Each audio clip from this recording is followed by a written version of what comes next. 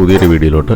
ഇന്ന് നമ്മളിവിടെ ചെയ്യുന്നത് ഏത്തപ്പഴം അല്ലെങ്കിൽ പ്ലാന്റെയിൻ എങ്ങനെ ഇന്ന് നമുക്ക് അതിൻ്റെ ടേസ്റ്റ് പോകാതെ അതുപോലെ തന്നെ വളരെ ഈസി ആയിട്ട് കുക്ക് ചെയ്യാം എന്നുള്ളതാണ്.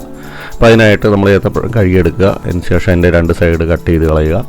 അതുപോലെ നമ്മൾ ഇനി ഒരു ഓവനിൽ വെക്കാൻ പറ്റുന്ന പ്ലേറ്റിൽ നമ്മൾ ഈ പഴം രണ്ടും ഇതിനകത്ത് വെക്കുകയാണ്. നമ്മളിതിനകത്ത് വേറെ ഒന്നും ആഡ് ചെയ്യുന്നില്ല. ഈ പഴത്തിലെ ജലാംശം ഉപയോഗിച്ചിട്ട് തന്നെയാണ് ഇത് കുക്കാവുന്നത്. ഏകദേശം കുക്കിംഗ് ടൈം എന്ന് പറഞ്ഞാൽ ഒരു 4 മിനിറ്റാണ്. പിന്നെ ചില മൈക്രോ ഓവൻ്റെ വ്യത്യാസങ്ങൾ കൊണ്ടും പിന്നെ അതുപോലെ തന്നെ പഴത്തിൻ്റെ വലുപ്പമൊക്കെ മാറുന്നതനുസരിച്ച് ചെറുതായിട്ട് കുക്കിങ്ങിൽ വ്യത്യാസം വരും. എന്നാലും 4 മിനിറ്റ് കൊണ്ട് നന്നായിട്ട് കുക്കാവേണ്ടതാണ്.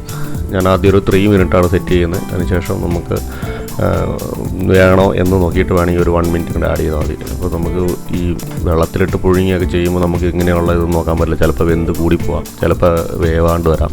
അപ്പോൾ ആ ഒരു പ്രശ്നം എന്തായാലും ഇതിനകത്ത് വരുന്നില്ല. അപ്പോൾ നമ്മുടെ പഴം അത്യാവശ്യം വന്നിട്ടുണ്ട്. അപ്പോൾ എൻ്റെ ഭാഗത്തിനായിട്ടില്ല. അപ്പോൾ ഞാൻ ഒന്നുകൂടെ കുക്ക് ചെയ്യുകയാണ്.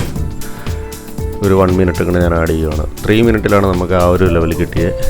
അപ്പോൾ ഒരു 1 മിനിറ്റും കൂടെ ആഡ് ചെയ്യാം നമുക്ക്.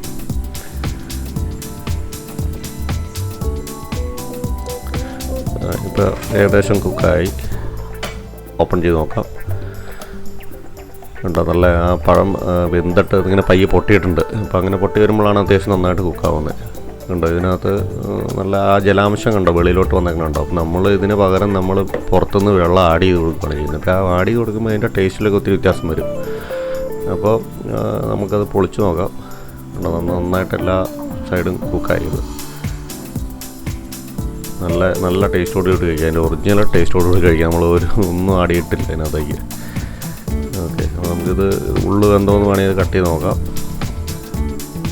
രണ്ട് പഴം നന്നായിട്ട് വെന്തു. അത് ഈസിയായിട്ട് ഈ സൈഡ് കട്ട് ചെയ്ത് കഴിഞ്ഞാൽ ഈസിയായിട്ട് പഴം പൊളിച്ചെടുക്കാം കേട്ടോ. അത് വേറെ സംഭവം. ചൂടോടുകൂടി തന്നെ നമുക്ക് കഴിക്കാനായിട്ട് പൊളിച്ചെടുക്കാം. നന്നായിട്ട് മുറിയുന്നുണ്ട്. അപ്പോൾ വീഡിയോ ഇഷ്ടപ്പെട്ടു എന്ന് വിചാരിക്കുന്നു. ഇഷ്ടപ്പെട്ടാൽ ലൈക്ക് ചെയ്യുക, ഷെയർ ചെയ്യുക, സബ്സ്ക്രൈബ് ചെയ്യുക. മറ്റൊരു വീഡിയോ ആയിട്ട് നമുക്ക് കാണാം.